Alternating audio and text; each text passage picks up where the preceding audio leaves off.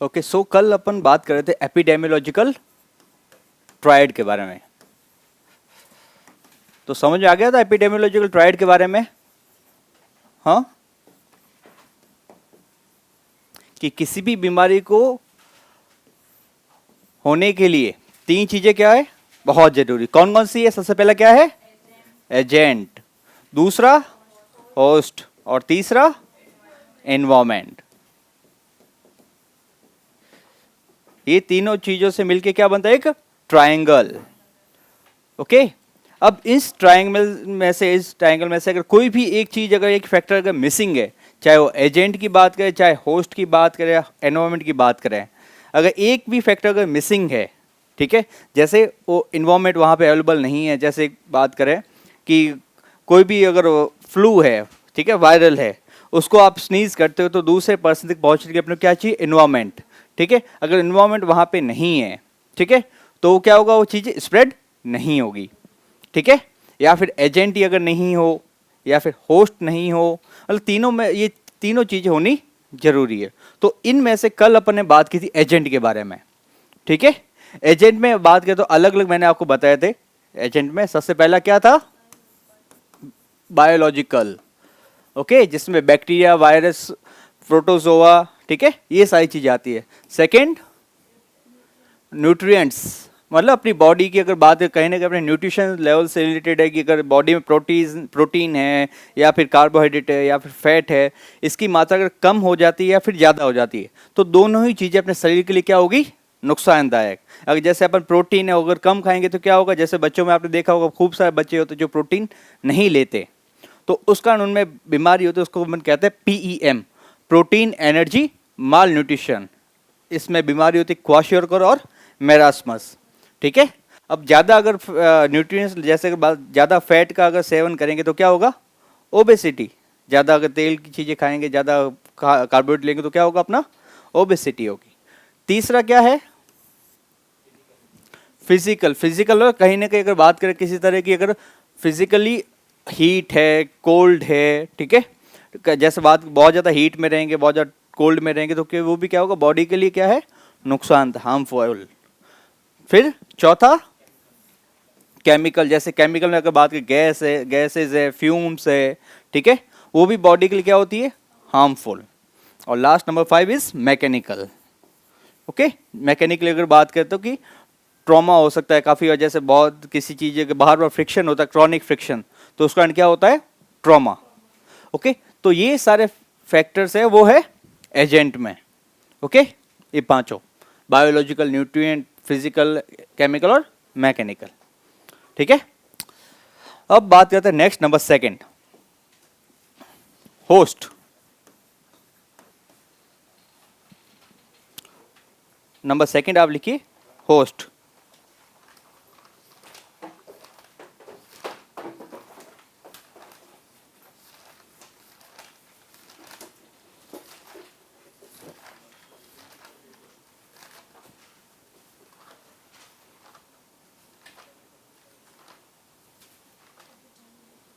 Host factor.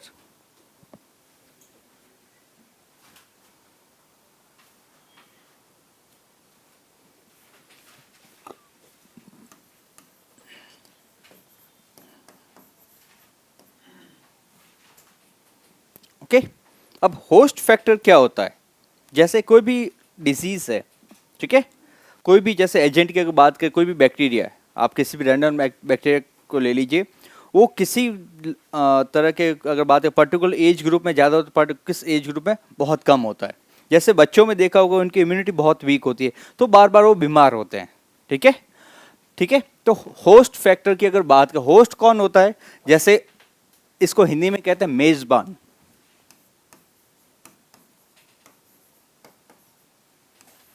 Okay, तो जैसे आपने देखा क्रिकेट मैच देखते हो आप, तो जैसे भी कोई बाहर से कंट्री इंडिया में आती है, ठीक है, तो हम क्या है उसके लिए? होस्ट है। तो बाहर से जो भी पर्सन या फिर जो भी अगर बात करें बैक्टीरिया वगैरह वायरस आता है, तो बॉडी के लिए अपन क्या है? एक होस्ट का काम करते हैं। ठीक है, अब होस्ट की बात करें तो होस्ट में अलग अलग चीज़ें मैटर करती है कि उस होस्ट में अगर बात करें उसकी एज क्या है, या फिर उसका सेक्स क्या है, उसकी हेरिडिटी कैसी है, बहुत सारे फैक्टर्स एक इंपॉर्टेंट रोल प्ले करते हैं उस डिजीज को स्प्रेड होने में, ठीक है। तो आप लिखिए host factor.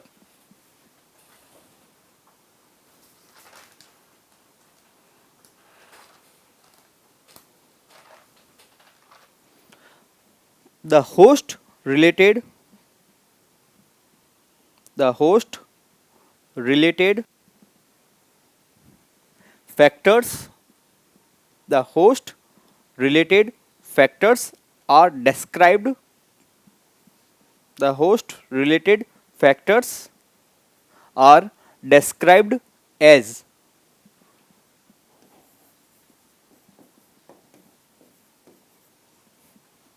the host related factors are described as।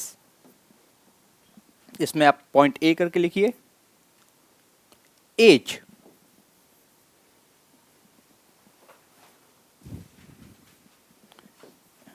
Age factor,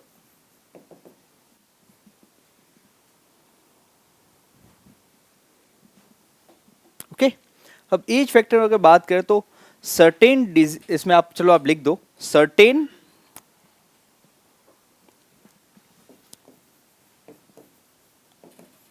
certain का हिंदी मतलब आप लिख सकते हो सामान्यतः। Certain diseases, certain diseases are, certain diseases are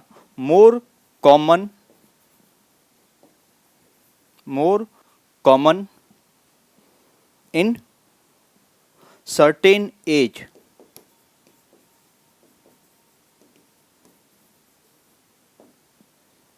certain age,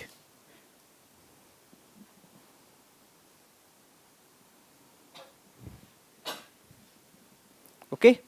इसमें आप एग्जांपल जैसे लिख सकते हो मीजल्स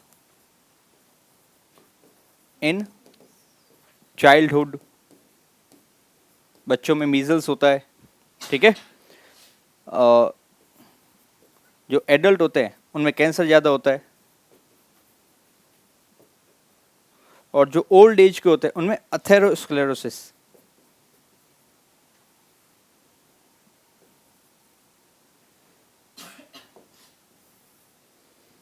ऊपर लिख देंगे इसको।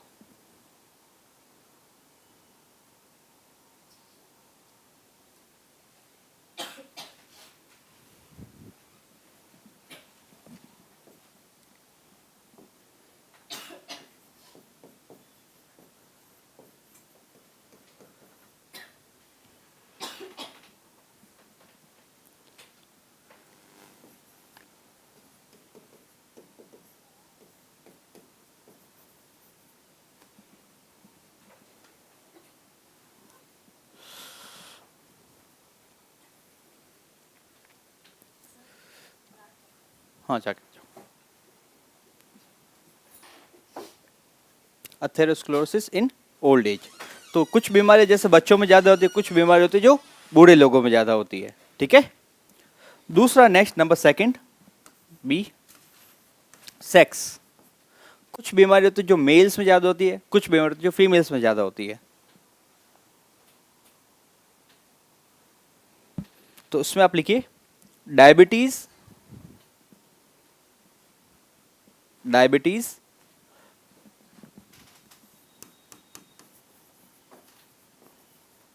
is more frequent,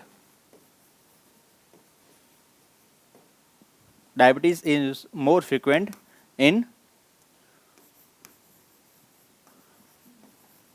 females and heart disease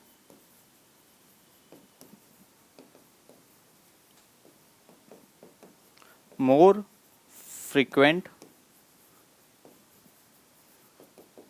in males।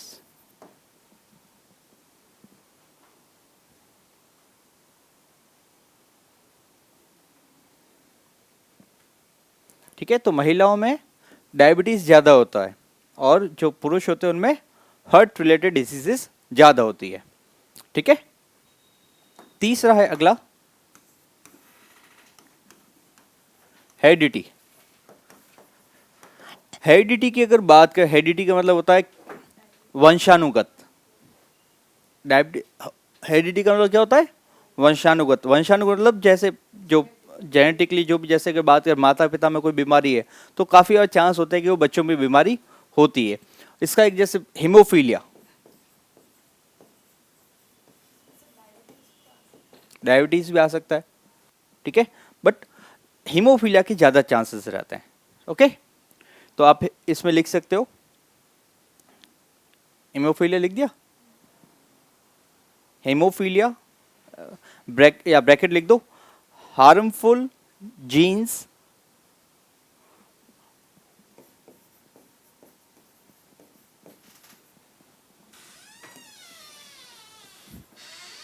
harmful genes may give rise to disease.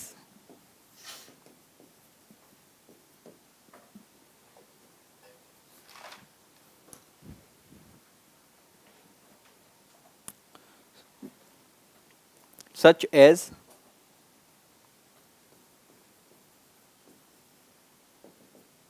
जैसे हीमोफीलिया है, ठीक है। इसके अलावा आपने शायद देखा होगा कुछ बच्चों में क्या होता है, कलर ब्लाइंडनेस होती है। सुना है कभी कलर ब्लाइंडनेस?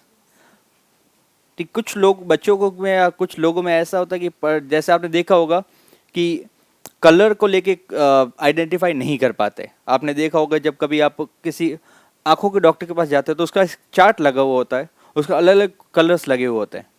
वो किस लिए होते हैं? ताकि कलर कोडिंग का पता चले कि काफ़ी सारे लोग होते हैं पर्टिकुलर, उनको उस कलर के बारे में पता नहीं चलता, तो उनमें क्या डिजीज होती है? कलर ब्लाइंडनेस की, ठीक है। नेक्स्ट और है क्लेफ्ट पैलेट। इसी में क्लेफ्ट पैलेट और लिप, आपने देखा होगा काफी सारे एडवर्टाइज भी आती है, आपने देखा हो कटे फटे होठ, क्लेफ्ट पैलेट, तो वो किस कारण होता है? वो एक हेरिडिटी जेनेटिक डिसऑर्डर के कारण होता है। अब इसके अलावा जैसे डायबिटीज है वो भी आप लिख सकते हो, ठीक है, मेंटल स्ट्रेस है वो भी आप लिख सकते हो, ये सारी चीजें इसी के अंदर आती है, ठीक है, लिख दिया ये। नेक्स्ट है D, nutrition.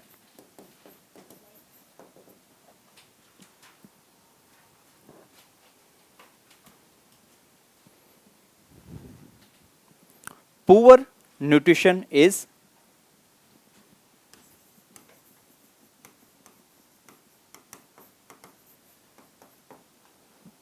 poor nutrition is associated with poor nutrition is associated with nutritional deficiencies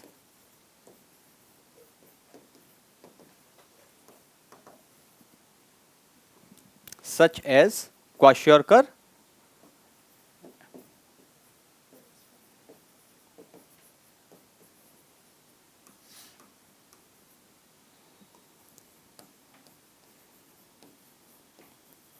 marasmus।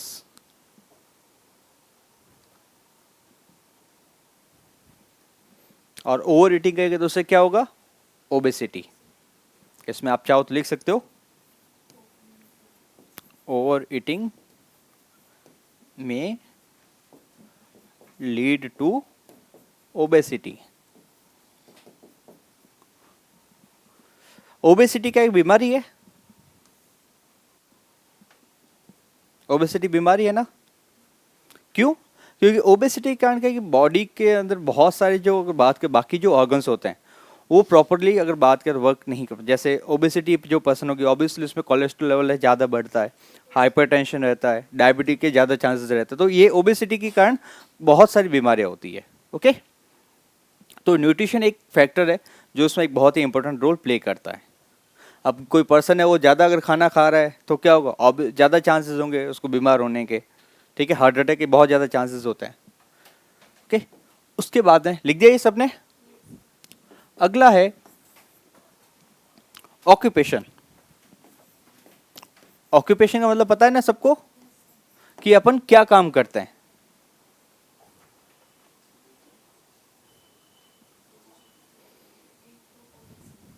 अब कुछ बीमारियां होती है वो पर्टिकुलर ऑक्यूपेशन के कारण होती है, जैसे जो आपने देखा हो जो माइंस के अंदर या फिर जो काम करते हैं या फिर जो ये पत्थर का काम करते हैं, उसमें एक बहुत ही कॉमन डिजीज होती है सिलिकोसिस। एक बहुत ही कॉमन डिजीज है, लंग डिजीज है जो रेस्पिरेशन से रिलेटेड है। ओके, जो लोग पत्थर का काम करते हैं, पत्थर का काम मतलब पत्थर की कटाई वगैरह करते हैं उसमें, ठीक है, तो उसमें देखा होगा जैसे ही वो पत्थर की कटाई करते हैं तो बहुत सारी डस्ट होती है वो एनवायरमेंट, तो वो कहीं नहीं, बहुत सारी जो उसमें जो रेत होती है वो इनहेल कर देते हैं, तो उसके कारण बीमारी होती है सिलिकोसिस। ठीक है, तो काफ़ी सारे लोग होते हैं जो फैक्ट्रीज में काम करते हैं, जैसे बात करें जो जहाँ पे केमिकल्स होते हैं, तो कहीं ना कहीं उनकी बॉडी के लिए, जैसे आपने देखा होगा जैसे कैथ लैब है तो वहाँ पे रेडिएशन होता है, तो कहीं ना कहीं अपनी बॉडी को हार्मफुल है, ठीक है, बॉडी के लिए।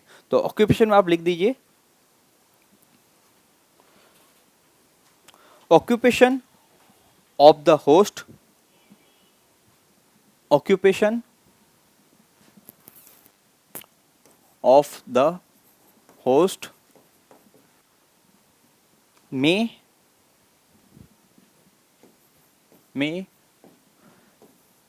pre-dispose pre-dispose him to certain occupational diseases, certain occupational diseases जैसे सिलिकोसिस,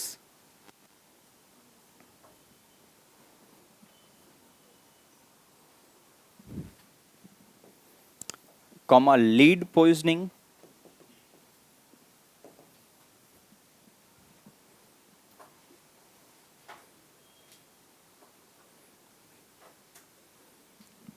ठीक है। इसके अलावा आप और भी लिख सकते हो अपने लेवल पे, अगर जैसे आप जैसे रेडिएशन के बारे में आप लिख सकते हो। Next F, customs and habits.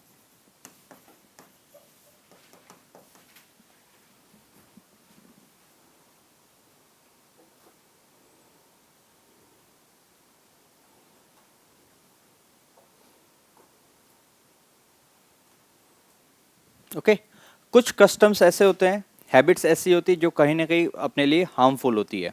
जैसे अगर बात है ओपन डेफिकेशन होती है, कुछ लोग होते हैं जो खुले में शौच जाते हैं, ठीक है, तो खुले में जो शौच जाते हैं तो उनमें मोस्टली इंटेस्टाइनल रिलेटेड प्रॉब्लम्स ज़्यादा रहती है, ठीक है, जैसे इंटेस्टाइनल पैरासाइट्स उनमें ज़्यादा होते हैं। तो आप इसमें लिखिए आप कस्टम्स में इन्फ्लुएंस द, कस्टम्स का मतलब क्या होता है आप में से लोगों को पता है? कस्टम्स का मतलब होता है अपने रीति रिवाज,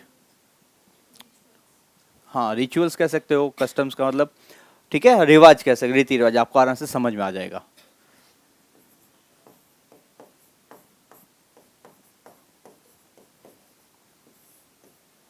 अपन जो बचपन से जो फॉलो करते, जैसे अपने पेरेंट्स जो घर पे अगर बात करें, जो चीज़ें जिस हिसाब से अपना बिहेवियर होता है फैमिलीज का, उस हिसाब से अपन डील करते हैं आगे, उस हिसाब से अपनी लाइफ जीते हैं, ठीक है।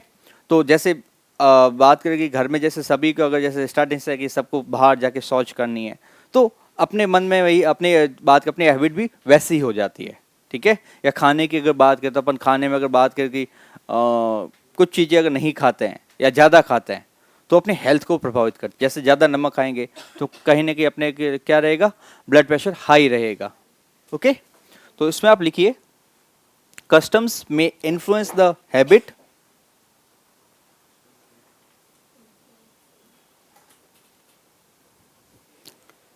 customs may influence the habit, ठीक है, full stop. Smoking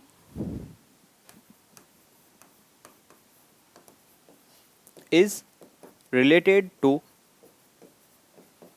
smoking is related to oral and lung cancer.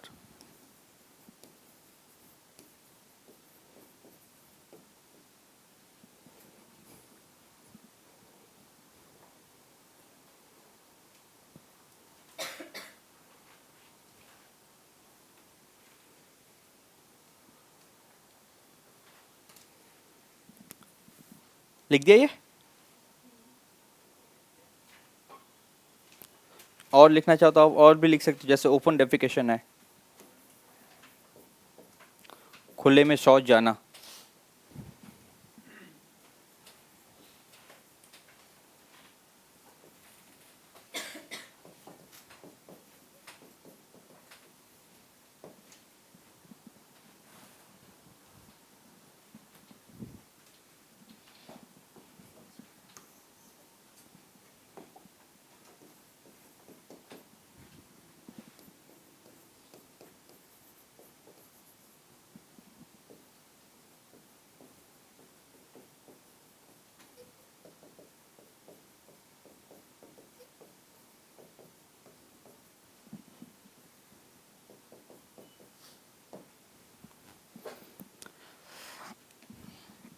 जैसे ओपन डेफिकेशन का मतलब जैसे खुले में जो लोग शौच जाते हैं, ठीक है, जो खुले में शौच जाते हैं तो ऑब्वियसली लोग खेत होते हैं, वहाँ पे खेत में बात करें तो बाद में वो जो पूरा जो सॉइल होता है वहाँ की मिट्टी, वो मिट्टी पूरी वो ख़राब हो जाती है।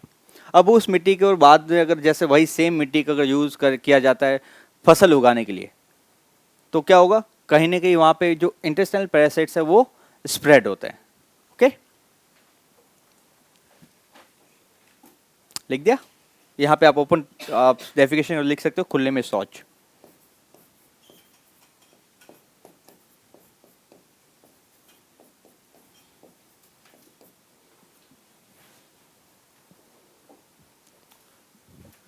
लास्ट है इसका, ह्यूमन बिहेवियर। ह्यूमन बिहेवियर और लाइफ स्टाइल, अपना रहन सहन।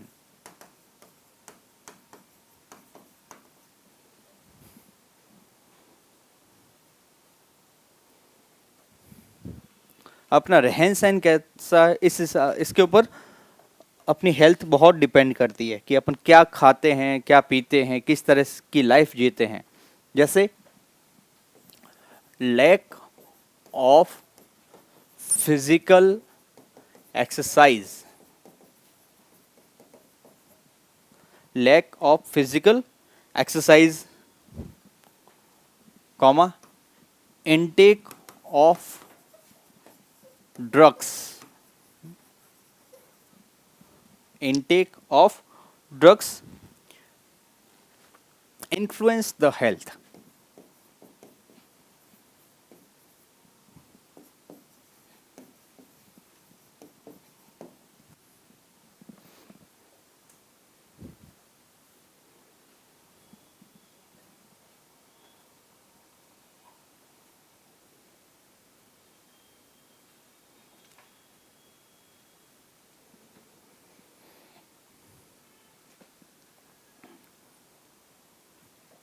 लिख दिया ये?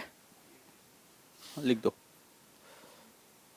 तो ये सारे हैं होस्ट के फैक्टर्स, ठीक है, कि होस्ट जैसे अगर बात करें तो वो सब चीज़ें अगर अच्छे से ये फॉलो करता है, जैसे अच्छा लाइफ स्टाइल मेंटेन करता है, तो कहीं ना कहीं उसकी डिजीज़ कम होगी। जैसे जो लोग है देखो रेगुलर जो वॉक करते हैं या फिर रेगुलर एक्सरसाइज करते हैं, तो कहीं ना कहीं उनकी जो लाइफ स्टाइल है वो बेटर होती है, उनका जो हेल्थ होती है वो अच्छी होती है, एक्टिव होते हैं ज़्यादा, कंपेरेटिवली जो एक्सरसाइज नहीं करते या फिर बिल्कुल बहुत ज़्यादा अगर बात की बिल्कुल लेजी होते हैं।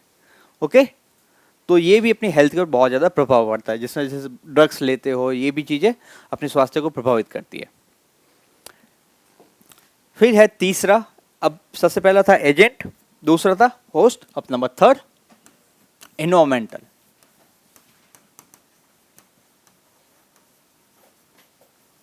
इन्वायरमेंटल फैक्टर,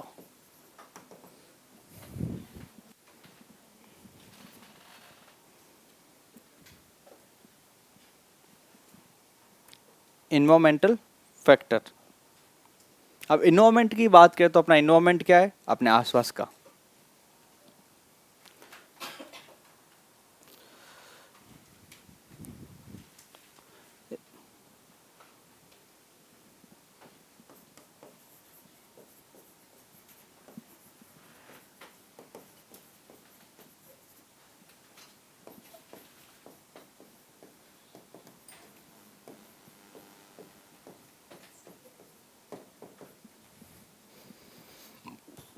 इसमें फॉलोइंग मैनर्स में इसको अपन डिस्क्राइब कर सकते हैं।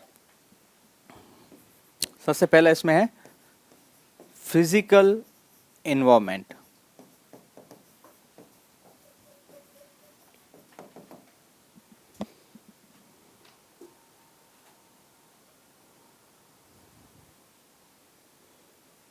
फिजिकल के इन्वायरमेंट की अगर बात करें तो मोस्टली जो अपने इंडिया में ज़्यादातर जो बीमारियां होती है वो कहीं ना कहीं इसके कारण होती है, फिजिकल इन्वायरमेंट। फिजिकल इन्वायरमेंट की अगर बात करें तो उसमें क्या क्या चीज़ें आती है अपने को, जैसे अच्छा अगर बात करें अनसेफ वाटर है, पॉल्यूटेड एयर है, पॉल्यूटेड अगर बात करें तो इन्वायरमेंट है, तो इसका क्या होता है, बहुत सारी बीमारियां होती है। अब मोस्टली लोगों में जैसे अगर बात करें तो सांस की बीमारी क्यों होती है, कहीं ना कहीं जैसे दिल्ली है तो दिल्ली वहाँ पे आपने देखा होगा कि बहुत सारे लोगों को रेस्पिरेटरी से रिलेटेड प्रॉब्लम होती है।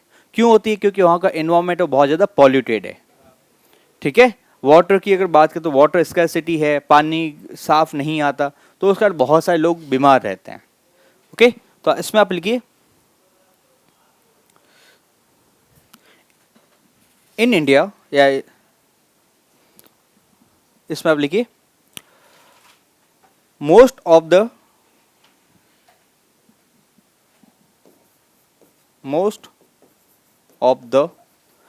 people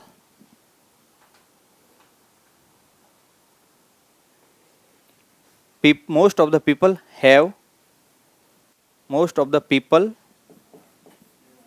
have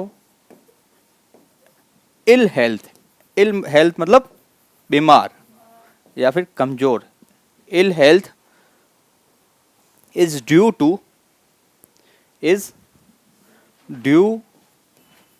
to unsafe water,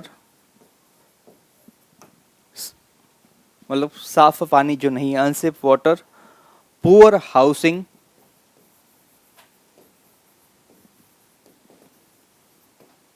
मतलब अच्छे सा घर नहीं बना हुआ है, प्रॉपर वेंटिलेशन नहीं है, लैक ऑफ एक्सक्रीटा फैसिलिटीज, मतलब घर में शौच नहीं है,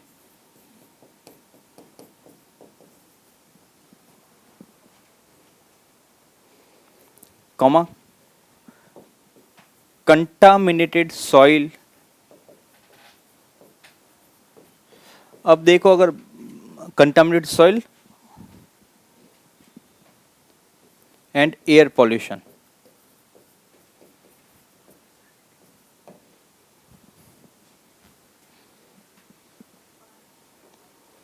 एंड एयर पॉल्यूशन। अब जो फैक्ट्रीज अगर बात करें तो वहाँ से जो पानी है, जो पानी वहाँ पे जो क्लियर अगर बात करें गंदा पानी होता है वो कहीं ना कहीं खेतों में जाता है, नदियों में जाता है, और वही पानी फिर वापस किस लिए यूज़ किया जाता है, इरिगेशन में। तो क्या होगा, इरिगेशन के कारण क्या होगा, वो पानी जो है वो वहाँ के सॉइल है उसको पॉल्यूटेट करेगा, और उसी सॉइल से अपन क्या करते हैं, जो खाना बनाता है वो खाना अपन खाते हैं, तो उसके कारण क्या होता है, अपनी जो हेल्थ है और वो खराब होती रहती है। ठीक है, तो फिजिकल एनवायरनमेंट है, ये भी एक बहुत मेजर फैक्टर है डिजीज या इल हेल्थ का। सेकंड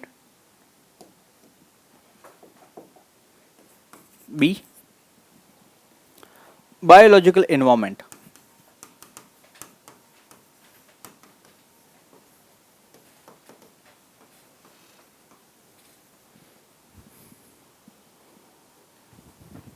अब बायोलॉजिकल एनवायरनमेंट की बात करें तो अपने आसपास से कुछ ऐसे जानवर भी होते हैं उनके कारण बीमारियां होती है। जैसे ऐसे कौन कौन से जानवर है जिनसे अपने को बीमारी होती है?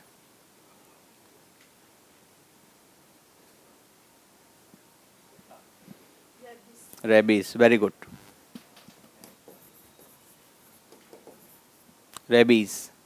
रेबीज जो मोस्ट कॉमन अगर बात करें,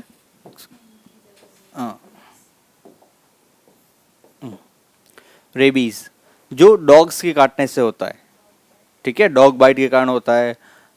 इसमें अगर बात करें और भी डॉग्स है, इसके अलावा देखा होगा कि जो मंकी होते हैं उनके काटने से रेबीज हो सकता है, ठीक है। तो इसमें आप लिख दीजिए डिजीज कॉज्ड बाय, इसी में लिख दो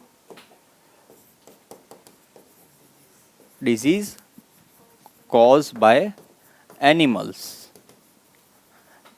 एनिमल्स और रोडेंट्स। रोडेंट्स का मतलब क्या होता है, चूहे।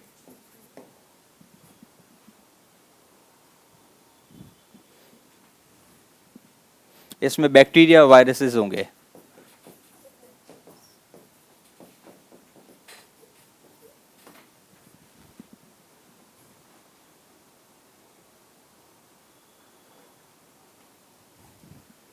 उसमें तीसरा है सी, ये बायोलॉजिकल इन्वायरमेंट कंप्लीट हो गया।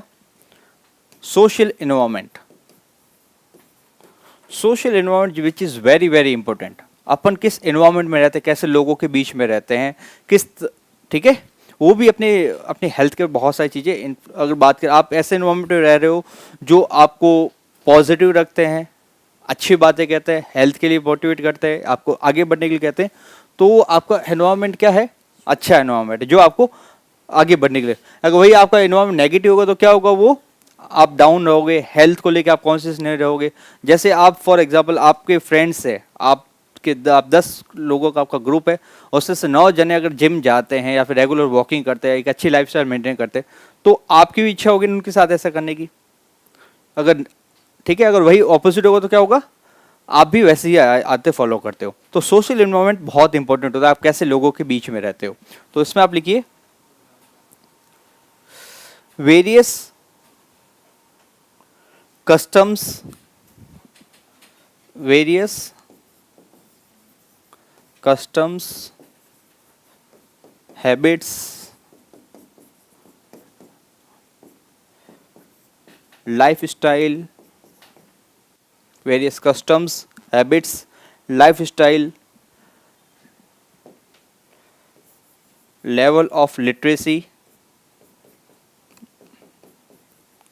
like साक्षरता, level of literacy and standard of living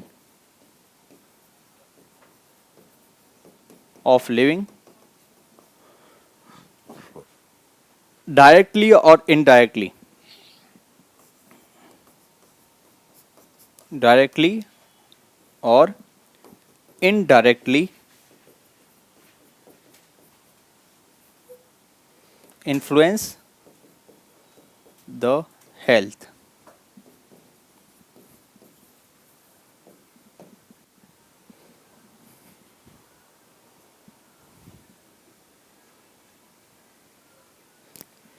Directly or indirectly influence the health and cause diseases, and cause diseases,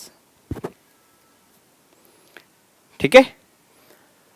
तो ये था एपिडेमियोलॉजिकल ट्रायड, ठीक है।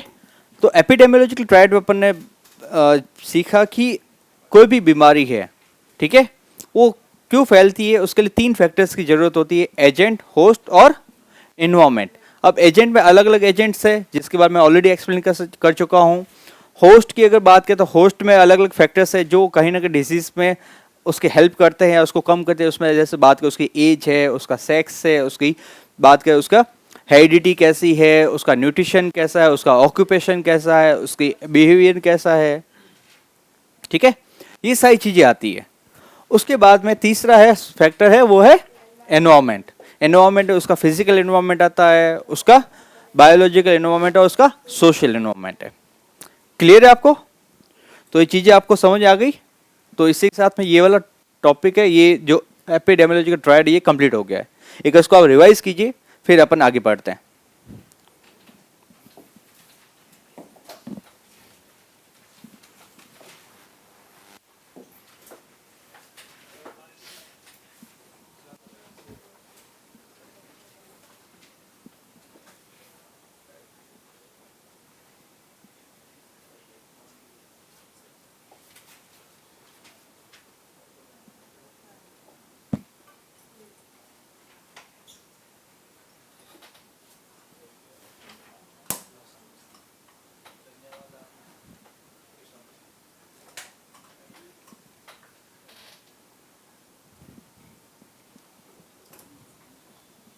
पढ़ लो। अब आगे का जो है मैंने आपको मोटे तौर पे बता दिया है अभी एपिडेमियोलॉजी के बारे में, आगे मैं फिर पीपीटी के थ्रू, क्योंकि इसमें अगर मैं पढ़ाऊंगा तो टाइम बहुत ज़्यादा लग जाएगा, ठीक है।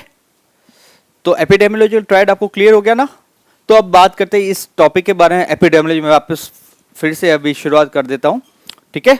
तो एपिडेमियोलॉजी की अगर बात करें तो एपिडेमियोलॉजी के बारे में एक बहुत ही बड़े फिजिशियन थे, उनका नाम था हिप्पोक्रेटस। ओके, हिप्पोक्रेटस था, उन्होंने अगर बात करें उनको क्या कहा जाता है, फादर ऑफ एपिडेमियोलॉजी, एपिडेमियोलॉजी के पिता इनको कहा जाता है हिप्पोक्रेटस को। ओके, उन्होंने बताया कि किसी भी बीमारी का होना, ठीक है, और उसके साथ में दूसरे अगर बात करें एनवायरमेंटल फैक्टर्स, इन दोनों का एक दूसरे के साथ में क्या है, रिलेशनशिप है, ठीक है। इसके बारे में उन्होंने बताया एपिडेमियोलॉजी मतलब क्या होता है। तो एपी का मतलब क्या होता है, ऑन, अपॉन या बिफोर। ओके, तो और डेमो का मतलब क्या होता है, पीपल, और लॉजी मीन्स स्टडी, ठीक है। तो एपिडेमियोलॉजी का मतलब क्या होता है, लोगों के ऊपर स्टडी, ठीक है। अब अगला अगर बात करें तो एपिडेमियोलॉजी की परिभाषा क्या है, तो एपिडेमियोलॉजी मतलब होता है the study of frequency, distribution and determinants of disease is known as epidemiology. मतलब किसी भी बीमारी के बारे में उसकी फ्रीक्वेंसी, मतलब कितनी बार वो आ रही है, कितने डिस्ट्रीब्यूट, कितने लोगों में फैल रही है, एंड क्या क्या फैक्टर्स उसको प्रभावित करते हैं, उसको डिटरमाइन करते हैं, इनकी स्टडी करना क्या कहलाया जाता है, एपिडेमियोलॉजी, ठीक है। जैसे कोरोना की अगर बात करें तो कोरोना कितनी बार हो रहा है, कितने डिस्ट्रीब्यूशन, कितने लोगों में फैला है, और क्या क्या उसके कारक थे, डिटरमिनेंट का मतलब क्या होता है, उसके कारक या फिर निर्धारक, ठीक है। उन तीनों की स्टडी करना क्या कहलाया जाता है, एपिडेमियोलॉजी। अब बात करें एपिडेमियोलॉजी का मतलब, ये मैं आपको ऑलरेडी एक्सप्लेन कर चुका हूं कि क्या क्या शब्द, टर्मिनोलॉजी मैंने आपको बता दी। एपिडेमिक क्या होता है, एपिडेमिक मतलब कि किसी भी डिजीज का एक नॉर्मल से ज्यादा आउटब्रेक होना, वो क्या होता है, एपिडेमिक, ठीक है। कि जैसे पर्टिकुलर, जैसे बात करो वहां पे 100 मरीज आते, 100 की जगह अचानक क्या आ गए हो, वहां पे 500 आ गए या 300 आ गए, तो वो क्या होगा, एपिडेमिक। एंडेमिक मतलब क्या होता है कि एक पर्टिकुलर एरिया के अंदर एक डिजीज का वहां पे पर्टिकुलर अवेलेबल रहना, वहां पे रेगुलर डिजीज है, बार बार फैलती रहती है, ठीक है। और पेंडेमिक का मतलब क्या होता है, ओवरऑल। अब बात करें एम्स की, बात करें तो एम्स मैंने आपको लास्ट क्लास एक्सप्लेन किया था। सबसे पहला तो क्या, to describe the distribution and size of disease problems in human population, कि जो भी ह्यूमन पॉपुलेशन है उस पॉपुलेशन के ऊपर उस बीमारी की साइज और उसका डिस्ट्रीब्यूशन, उसकी स्टडी करना, उसको डिस्क्राइब करना। दूसरा, to identify aetiological factors in the pathogenesis of disease, कि कौन कौन से फैक्टर्स है जो उस डिजीज के पैथोजेनेसिस को कॉज कर रहे हैं। और तीसरा है जो मोस्ट इंपॉर्टेंट है, जो अपने को बात करें कि डाटा कलेक्ट करना, to collect all the essential data to planning, ठीक है, प्लानिंग करना, इम्प्लीमेंटेशन एंड एवेल्यूशन करना, ताकि उस डिजीज को कैसे नेक्स्ट टाइम अगर वापस डिजीज आती है तो उसको कैसे इजीली अपन कंट्रोल कर पाए। तो ये तीन इसके मेन एम्स थे, ठीक है। नेक्स्ट बात करें इसके क्या क्या यूजेज है। अब यूज क्यों कर रहे हैं, आपने ये बात करें कि इसका एपिडेमियोलॉजी यूज कहाँ करेंगे, तो सबसे पहला है to study the effects of disease state in a population over time and predict future health. जैसे कि इस लाइन का जो मतलब ये है कि कोई भी बीमारी है, ठीक है, कोई भी डिजीज है, उसके क्या क्या इफेक्ट हो रहे हैं, और अगर बात की over a period of time उसका वापस क्या नेक्स्ट आउटकम रहेगा, कैसे उसको फ्यूचर में वापस डिजीज आते उसको कैसे हैंडल किया जाए। जैसे मलेरिया की अगर बात करें, पल्स पोलियो की अगर बात करें, पल्स पोलियो भी आने वाला है ना, 30 तारीख को भी पल्स पोलियो है। तो पल्स पोलियो की अगर बात करें तो पोलियो के केसेस पहले बहुत ज़्यादा थे, आज से अगर अपन 50 साल पहले जाए तो उस टाइम पोलियो के केसेस बहुत ज़्यादा आते थे। बट धीरे धीरे जब क्या हुआ, उस बीमारी के बारे में पता चला, बीमारी के बारे में फिर आइडेंटिफाई करने के बाद उसका वैक्सीनेशन किया, वैक्सीनेशन करने के बाद धीरे धीरे अपनी क्या हो गई, अब धीरे धीरे कि अब उसके केसेस बहुत कम हो गए हैं। और इंडिया की बात करें तो उसमें बहुत मतलब क्या एक भी केसेस अब नहीं मिलते, ठीक है। बट पोलियो, पल्स पोलियो अभी क्यों चल रहा है जा रहा है, क्योंकि अपने इंडिया के आसपास से कुछ नेबरिंग कंट्रीज है, वहाँ पे अभी भी पोलियो के केसेस है, तो वहाँ से इंडिया में नहीं आए, इसलिए अपन पोलियो के प्रोग्राम्स चला रहे हैं। ओके, तो एपिडेमियोलॉजी का पहला यूज़ क्या है कि अपन उस डिजीज़ के स्टेट के बारे में, उसको अच्छे से अपन उस डिजीज़ क्या इफेक्ट हुआ है उसको अच्छे से अपन स्टडी करें, और फ्यूचर को लेके अपन उसकी प्लानिंग करें कि इसका हेल्थ के ऊपर आगे फ्यूचर में क्या प्रभाव पड़ेगा। दूसरा है to diagnose the health of the community, कि कम्युनिटी की अगर बात करें तो ऑल ओवर कम्युनिटी में हेल्थ का स्टेटस कैसा है वो एपिडेमियोलॉजी में पता चलेगा।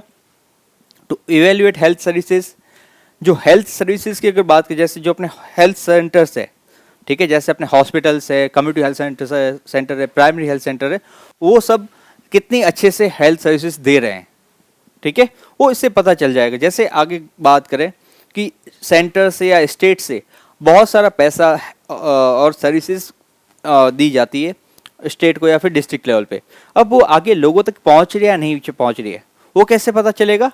यहाँ से, कि जैसे आपने गवर्नमेंट ने तो बहुत सारा फंड दिया कि ये बच्चों को दूध पिलाना है या फिर सबको अच्छा सा प्रॉपर डाइट देनी है, पर बच्चों का जब हेल्थ असेसमेंट किया जाता है तो वो इतना हो रहा है नहीं कर हो रहा है, उससे पता चलेगा।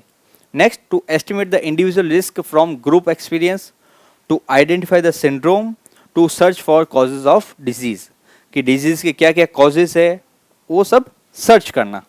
तो एपिडेमियोलॉजी में अगर बात करते हैं ये सारे इसके उपयोग होते हैं, ठीक है।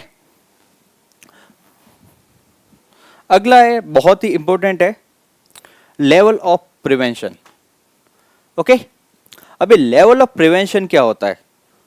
अब कोई भी बीमारी होती है तो सबसे अच्छा तरीका क्या है उसको इलाज करने का? किसी बीमारी को सही करने का सबसे अच्छा इलाज क्या है? प्रिवेंशन। प्रिवेंशन का मतलब प्रिवेंट करना। आपने शायद एक लाइन आपने पढ़ी होगी, बचाव ही उपचार है। पढ़ा है हर जगह? क्यों कहा जाता है बचाव ही उपचार है? क्यों कहा जाता है बचाव ही उपचार है, या फिर दुर्घटना से देर भली, ये क्यों कहा जाता है? कोई बताएगा आप में से कि क्यों कहा जाता है कि prevention is better than cure? चलो मैं आपको बताता हूं, कोई दिक्कत नहीं है। कि जो प्रिवेंशन की अगर बात करें तो बचाव क्यों जरूरी है? कोई भी बीमारी होती है, ठीक है, या जैसे फॉर एग्जाम्पल मान लेते कोई एक्सीडेंट हो गया, एक्सीडेंट होता है। अब एक्सीडेंट, आप रोड पे जा रहे थे और आपको बहुत जल्दी थी, आपको 5 मिनट जल्दी पहुंचना था, आपने जल्दी के चक्कर में क्या होगा, आपका एक्सीडेंट हो गया। एक्सीडेंट हो गया, पैर में फ्रैक्चर हो गया, पैर में फ्रैक्चर हुआ। अब वहाँ से अगर बात करें तो फ्रैक्चर हुआ, आप वहाँ से हॉस्पिटल जाओ, वहाँ पे ट्रीटमेंट कराओ, उसके बाद बेड रेस्ट करो, आपके कारण आप खुद भी परेशान, आपकी फैमिली वाले सब परेशान, ठीक है। अब उसके कारण क्या हुआ, कितना सारा टाइम वेस्ट हुआ, आपका रिसोर्सेज वेस्ट हुए। अगर वहीं आप 5 मिनट लेट चले जाते या 5 मिनट आपको थोड़ा जल्दी निकल जाते घर से, तो क्या होता, आपका ये सब चीज़ें होती ही नहीं। तो वैसे सेम अगर प्रिवेंशन की अगर बात करें कि कोई बीमारी है तो जरूरी थोड़ी कि वो हो तो ही अपने को इलाज करवाना है, उससे पहले आप वो बीमारी होने ही क्यों दें? मतलब जैसे कोई घर बन रहा है, ठीक है, और उसमें कोई कमी है, तो बनने के बाद में उसको तुड़वा के फिर सही करवाने से बेटर क्या है, जब वो बनना है उसी टाइम सही करवाओ। तो क्या होगा, अपना टाइम वेस्ट होता है, टाइम बचता है, अपना एनर्जी, अपने रिसोर्सेज, सब चीज़ों की सेविंग होती है। तो लेवल ऑफ प्रिवेंशन की अगर बात करें तो ये 3 लेवल पे होती है, ठीक है। लेवल ऑफ प्रिवेंशन की अगर बात करें तो ये 3, सबसे पहला होता है प्राइमरी, दूसरा सेकेंडरी और तीसरा टर्सरी। प्राइमरी, सेकेंडरी और टर्सरी। अब सबसे पहले अगर बात करें प्राइमरी क्या होता है, प्राइमरी प्रिवेंशन, ठीक है। तो प्राइमरी प्रिवेंशन का मतलब इसमें शायद नहीं होगा, तो कोई बात नहीं, मैं अभी आपको एक्सप्लेन कर देता हूं, ठीक है। प्राइमरी प्रिवेंशन में अगर बात करें 2 चीजें आती है, एक होता है हेल्थ प्रमोट करना और दूसरा होता है स्पेसिफिक प्रोटेक्शन। अब हेल्थ प्रमोशन की अगर बात करें कि काफी सारे लोगों को ओबेसिटी की दिक्कत है, मोटापा है, मोटापे के बाद कार्डियो की प्रॉब्लम रहती है, तो उसके लिए हेल्थ को प्रमोट करने के लिए अपन क्या कर सकते हैं, अच्छी एक लाइफ स्टाइल मेंटेन करो, रेगुलर वॉक करो, खाने की अगर बात करें उसमें ऑयली फूड, बाहर का जंक फूड है उससे वो कम इंटेक करो। उससे क्या होगा, हेल्थ की आपकी क्या रहेगी, प्रमोट रहेगी। एक अच्छा पानी पियो, अच्छा डाइट लो, तो उससे क्या होगी, हेल्थ इंप्रूव होगी, तो बीमारी नहीं होगी, ठीक है। ये एक हेल्थ। दूसरा स्पेसिफिक प्रोटेक्शन। स्पेसिफिक प्रोटेक्शन का मतलब ये होता है कि जैसे बच्चों में वैक्सीनेशन होता है, जैसे अभी पल्स पोलियो आने वाला है, इसके अलावा और भी बाकी सारे टीके, जैसे टीके जैसे पेंटावलेंट का टीका लगता है, बीसीजी का टीका लगता है, और डायरिया के लिए टीका लगता है, ठीक है, मीजल्स है, बहुत सारे टीके लगते हैं। वो सारे टीके क्यों लगते हैं? ताकि जो बच्चा है वो बड़ा होकर उसको बीमारी नहीं हो। बचपन में ही उसको क्या कर लिया अपन ने, वैक्सीनेशन कर लिया, बीसीजी लगा देंगे, ठीक है, पोलियो की दवाई पिलाएंगे तो बच्चे को फिर पोलियो नहीं होता। तो क्या हुआ, स्पेसिफिक प्रोटेक्शन। ओके, तो यहां पे बीमारी होने से पहले पहले। अब बात करते हैं, अब अपन सेकंड स्टेज पे पहुंचा। हर एक को जरूरत थोड़ी कि बीमारी, सब अपन ने तो कोशिश पूरी कर ली कि भाई सबको मैंने जैसे कह दिया कि आप सबको पढ़ना है, ठीक है, पढ़ने के लिए मैंने कह दिया। अब कुछ लोग हैं जो पढ़ेंगे, कुछ लोग नहीं पढ़ेंगे। अब जो पढ़ने वाले हैं वो इसमें निकल जाएंगे, अब नहीं पढ़ेंगे तो कहाँ चले जाएंगे, अगली कैटेगरी में, मतलब सेकेंडरी प्रिवेंशन। अब सेकेंडरी प्रिवेंशन का मतलब क्या होता है कि यहाँ पे बहुत सारे लोग हैं, बहुत सारे लोगों को अलग अलग तरह की बीमारियाँ होती है, तो उसको आइडेंटिफाई करने के लिए क्या करेंगे अपन, अर्ली डायग्नोसिस। अर्ली डायग्नोसिस में मतलब क्या होता है, screening test, case finding programs, adequate treatment. Screening test की अगर बात करें, स्क्रीनिंग टेस्ट का मतलब क्या होता है कि काफ़ी सारे देखा होगा ना आपने, कैंप लगते हैं हेल्थ असेसमेंट के। जैसे छोटे बात करें, जैसे कभी जैसे अपने को थोड़ा सा अनइजीनेस लगता है, वीकनेस आती है, चक्कर आ रहे हैं, तो अपन क्या करते हैं, डॉक्टर के पास जाते हैं, उसको बता दी प्रॉब्लम है, तो डॉक्टर क्या करता है, ईसीजी करता है। तो ईसीजी करते करते स्क्रीनिंग करने से अपने को फायदा पता चल जाता है कि हाँ ये बीमारी भविष्य में हो सकती है। जैसे अपने बात करें कि अपने को डायबिटीज़, अपने पेरेंट्स को डायबिटीज़ है, तो चांसेस है कि अपने को डायबिटीज़ हो सकती है। तो वो सब किस में आएगा, स्क्रीनिंग टेस्ट, ठीक है। अब जैसे 1000 की पॉपुलेशन है तो सब में वो बीमारी नहीं होती, स्क्रीनिंग टेस्ट किया जाता है कि सबसे आगे कि आपके ये दिक्कत है, आपके ये दिक्कत है, वो पर्सन बताते कि मेरी ये दिक्कत हो रही है, ये दिक्कत हो रही है, तो आपको ये भविष्य में दिक्कत हो सकती है। तो किस में आएगा, स्क्रीनिंग टेस्ट। या अगर जैसे आपके लेवल पर अगर बात करें तो मैंने आपका क्या लिया, यहाँ पे टेस्ट लिया, आपका एक क्लास टेस्ट लिया। अब क्लास टेस्ट लिया तो उसमें से 50 बच्चों का मैं टेस्ट लिया या 20 बच्चों का टेस्ट लिया, आप कितने हो, 15 बच्चे हो, 15 बच्चों का मैंने टेस्ट लिया। अब 15 में से 5 तो आसानी से क्लियर हो रहे हैं, 5 बच्चे जो एक एवरेज, मतलब एवरेज है कि 1-2 मार्क्स पीछे रह रहा है, और 5 बच्चे जो पीछे, तो जो 5 बच्चे जो मीडियम है ना, वो यहाँ पे है। अब यहाँ पे मैं इनको पता कर लेगा इनके मार्क्स कम है, थोड़ी सी इनके ऊपर मेहनत की जाएगी तो क्या होगा, ये पास हो जाएंगे। तो ये स्क्रीन टेस्ट क्या करता है, वहीं पे हेल्प करता है। तो स्क्रीनिंग होनी जरूरी है ना, अपनी भी स्क्रीनिंग होनी चाहिए ना, करेंगे अपनी भी स्क्रीनिंग करेंगे, ठीक है। और स्क्रीनिंग कर लिया, मिल गया कि हाँ ये इसके प्रॉब्लम है, फिर उसको अपन क्या करते हैं, एडिक्वेट ट्रीटमेंट। एडिक्वेट ट्रीटमेंट उसको प्रॉपर हेल्थ सर्विसेज की, हाँ इसकी बीमारी हो रही है, इसको ये दवाई देनी है। आपने देखा होगा कैंसर के जो पेशेंट होते हैं उसमें बहुत मोस्ट इंपॉर्टेंट ये होता है कि कौन से स्टेज पे आप उसको हॉस्पिटल लेके गए हो। फर्स्ट स्टेज पे लेके गए हो, सेकंड स्टेज पे लेके गए हो, थर्ड स्टेज पे लेके, कौन से स्टेज पे लेके गए हो। अब कुछ थर्ड स्टेज पे जाके कहे कि मुझे एकदम सही होना है, नहीं होता ना, इम्पॉसिबल है ना। तो क्यों कहते हैं कि अर्ली डायग्नोसिस इसलिए जरूरी है, अर्ली डायग्नोसिस। तो टेस्ट क्या काम करता है अर्ली डायग्नोसिस में, कि अपन को पता है कि बाद में ये दिक्कत आने वाली, इसीलिए पहले से अपन तैयारी करके रखते हैं, ठीक है। समझ आ गया आपको लेवल प्रिवेंशन में। फिर उसका क्या करते हैं, उसका इलाज करता है। अब उसके बाद में भी अपन इलाज कर लिया, अब ये तो ठीक हो गया। अब उसके बाद एक तो होता है टर्सरी प्रिवेंशन। टर्सरी प्रिवेंशन का मतलब ये है कि अपन वो पर्सन की वो बीमारी होगी, अब वो सही नहीं हो रही है, अब क्या करें।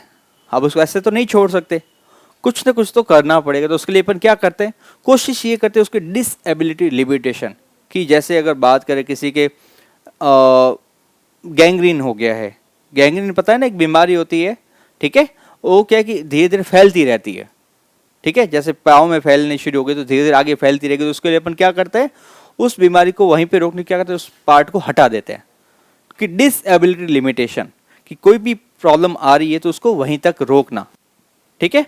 तो क्या आएगा, डिसएबिलिटी लिमिटेशन। जैसे आपने देखा होगा माउथ का कैंसर होता है, तो माउथ का कैंसर है तो उस पर्सन की क्या करेंगे, उस पार्ट को हटाते हैं, पूरा गला थोड़ी काटते हैं। तो वो क्या होता है डिसेबिलिटी लिमिटेशन में। नेक्स्ट आता है फिर रिहेबिलिटेशन।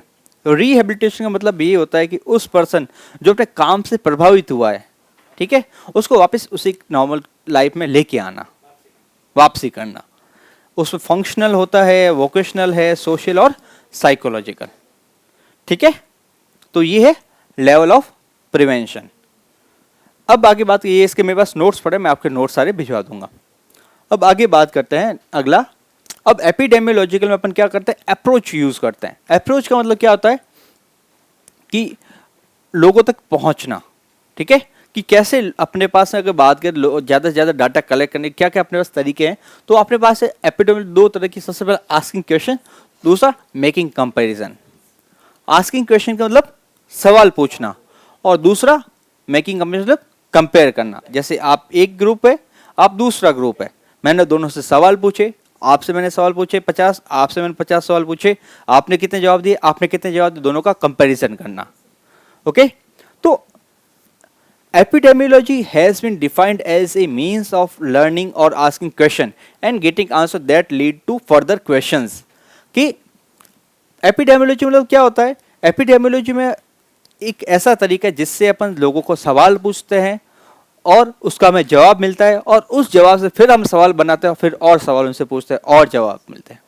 तो ये सवाल जवाब का दौर चलता रहता है, ठीक है। जैसे यहाँ पे आप एक एग्जाम्पल देख रहे हैं कि व्हाट इज द इवेंट, कि वो बीमारी क्या हुई, क्या प्रॉब्लम हुई है। वेयर डिड इट हैपन, कहाँ हुई। व्हेन डिड इट हैपन, कब हुई। हु आर अफेक्टेड, कौन कौन इससे प्रभावित हुआ। व्हाई डिड इट हैपन, ये हुई तो हुई क्यों, व्हाई डिड इट हैपन। तो ये इस तरीके से जब अपन सवाल पूछते हैं, जैसे मैं आपसे अगर सवाल पूछूं, जस्ट फॉर एग्जाम्पल आपसे मैं पूछता हूं, आपका मैंने टेस्ट लिया, आपके टेस्ट में से सवाल आया आपके, आपने 10 नंबर में से आपके आंसर, आपने 5 नंबर आए आपके, तो मैं आपसे सवाल कि क्या हुआ। तो आप जैसे फॉर एग्जाम्पल आप मेरे सामने आया कि मेरी प्रॉब्लम हो गई है, मैंने पूछ लिया क्या हुआ, तो आपने कहा मेरे 5 नंबर आए। वे डिड इट हैपन, तो आपने बताया यहाँ पे कोचिंग में। व्हेन डिड इट हैपन, आपने कहा कल। हु आर अफेक्टेड, आपने कहा मैं। व्हाई डिड इट हैपन, तो आप इससे फिर जवाब दोगे कि मैं पढ़ा नहीं, या फिर कोई भी रीज़न हो सकता है, what ever the reason, sir ने सही नहीं पढ़ाया, ये भी हो सकता है ना।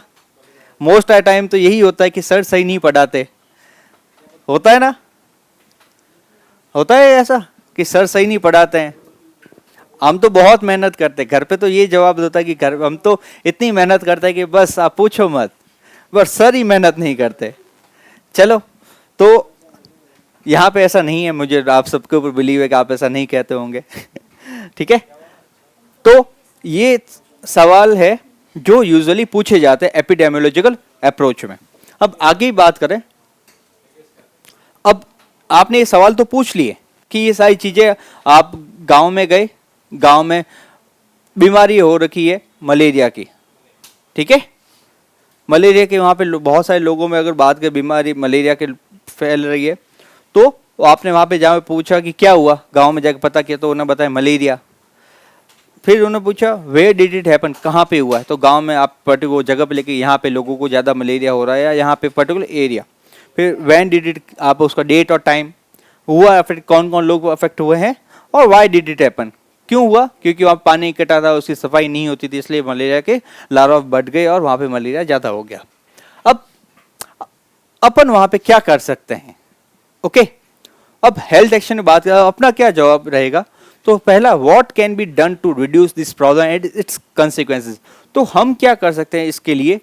तो इसका जो है कि इस बीमारी को कम करने के लिए क्या क्या अपन कर सकते हैं, ठीक है, ओके। पहला तो कम करने के लिए, दूसरा इसको कैसे भविष्य में नहीं होने दिया जाए। जैसे कम करने के लिए क्या कर सकते हैं, वहाँ पे जो भी लार्वा वगैरह, वहाँ पे स्प्रे का छिड़काव करेंगे अपन, ठीक है, वहाँ पे लोगों का ट्रीटमेंट करेंगे ताकि लोग बीमार नहीं हो, ठीक है। अब इसको भविष्य में कैसे फ्यूचर में प्रिवेंट कर सकते हैं, वहाँ पे गंदा पानी इकट्ठा नहीं होने देंगे। What action should be taken by the community and by the health services, by the health sectors.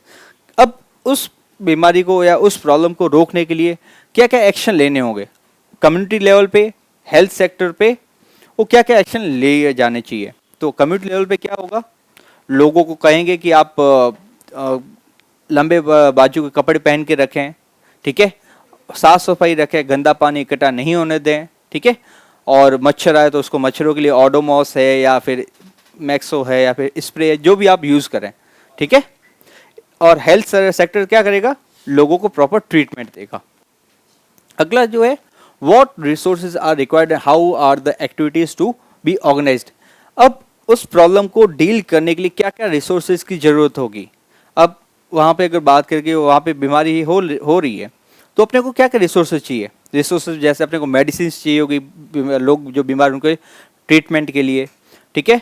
और जो स्प्रे चाहिए होगा, फॉगिंग करवानी होगी, तो ये सारी रिसोर्सेज ज़रूरत होगी उन चीज़ों के लिए। ये हेल्थ एक्शंस अपन कर सकते हैं। तो ये शायद जवाब अपने पास ये सवाल कब आएंगे, जब अपन ने ये वाले सवाल पूछे। अगर ये सवाल अपने नहीं पूछे होते तो ये सवाल अपने पास नहीं आते, ठीक है। तो आपने देखा होगा जब भी मरीज डॉक्टर के पास जाता है, डॉक्टर क्या करता है, कंसल्टेंट क्या करता है, सवाल पूछता है, आस्किंग द क्वेश्चंस। एक आपने देखा होगा कभी आप साइकेट्रिस्ट के पास जाओगे या आपने कभी वहाँ पे पोस्टिंग लगती है डॉक्टर के पास में, तो वो सवाल बहुत सारे पूछते हैं, अब बातों को ध्यान से सुनते हैं, तभी वो चीज़ें जान पाते हैं कि प्रॉब्लम कहाँ पे है, क्या समस्या है, एकदम जड़ तक पहुँचना। अब ये आपने प्रॉब्लम समझ ली, ये सारी चीज़ें सवाल आ गए। अब अगला है इसका कंपैरिजन करना, making comparison. This approach is to make comparison and draw inferences, की कंपैरिजन करना। कंपैरिजन में be made between different population at a given time, example rural with urban population. अब मलेरिया की अगर बात करें फॉर एग्जाम्पल, अपन उसको क्या करेंगे, कंपेयर करेंगे, गाँव में कितने जो लोगों को हो रहा है और शहर में कितने लोगों को हो रहा है। अब शहर में कम हो रहा है, गांव में ज़्यादा हो रहा है, ये अपन ने कंपेयर किया। तो इससे अब जब अपन कंपेयर करते हैं, जैसे कंपेरिजन और की अगर बात करें, जैसे कोई और बीमारी ले लेते हैं, जैसे डायबिटीज़ की अगर बात करें, तो अपन कंपेयर करते हैं कि महिलाओं में ज़्यादा हो रहा है, पुरुषों में कम हो रहा है, तो उसको फिर आइडेंटिफाई करेंगे। ये लोग किसी के बीच में कंपेयर करना, जैसे मैंने अभी आपको बताया ना, एक ग्रुप और दूसरा ग्रुप है, दोनों के बीच में कंपेयर करना। तो उससे क्या होगा, अपने को पता चलेगा कि एक जगह ज़्यादा बीमारी हो रही है, एक जगह कम हो रही है, तो उसका कारण क्या है, वहाँ पे ज़्यादा क्यों हो रही है और यहाँ पे कम क्यों हो रही है, ठीक है। ये कंपेयर करना। कंपेयर करने का हिंदी मतलब पता है ना आपको, क्या होता है, तुलना करना। आप करते हो ना, खुद को कंपेयर करते हो कभी किसी से, हाँ, कि वो मेरे से बेहतर क्यों है या मैं उससे बेहतर क्यों हूँ, कंपेयर करते हो। तो कंपेयर करते हो तो उससे पता चलता है कि कहाँ पे हमें जरूरत है और बेहतर करने की। अब कंपेयर तो कर लिया, अब उसको मेजर कैसे करते हैं, ओके। अब मेजर करने के लिए भी बहुत सारे तरीके हैं, वो क्या क्या तरीके हैं उसके लिए अभी अपन बात करेंगे।